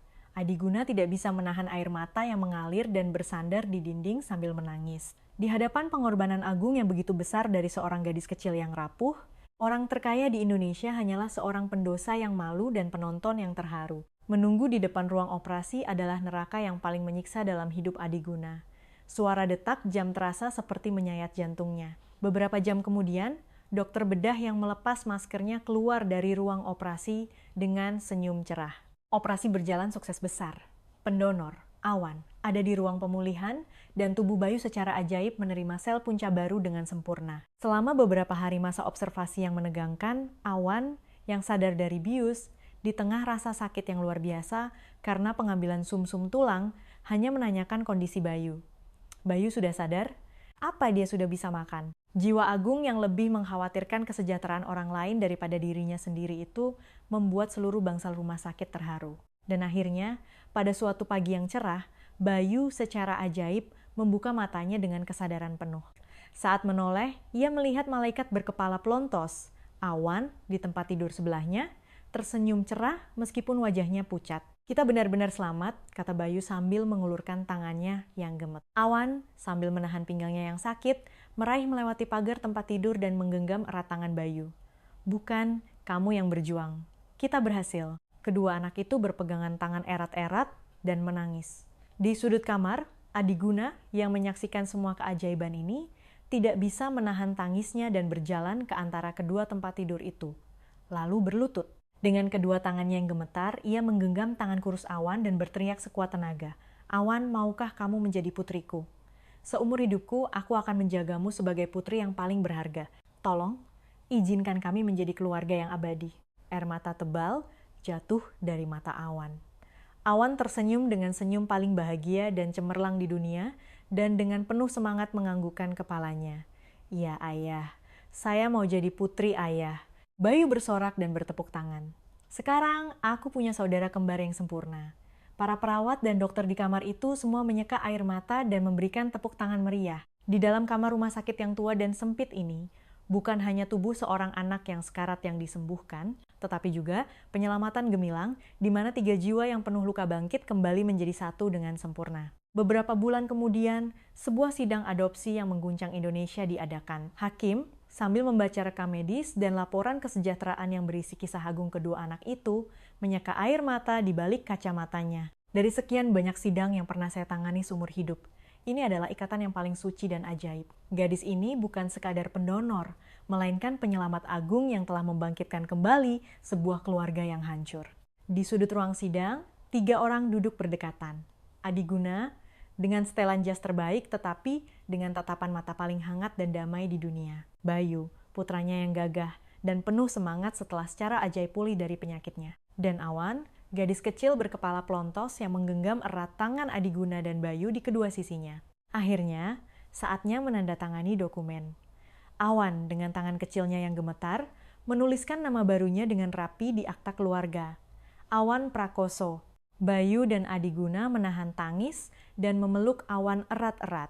Para wartawan dan pekerja sosial berdiri dan bertepuk tangan dan ruang sidang menjadi lautan air mata. Akhir pekan itu, Bayu dinyatakan sembuh total dan keluar dari rumah sakit.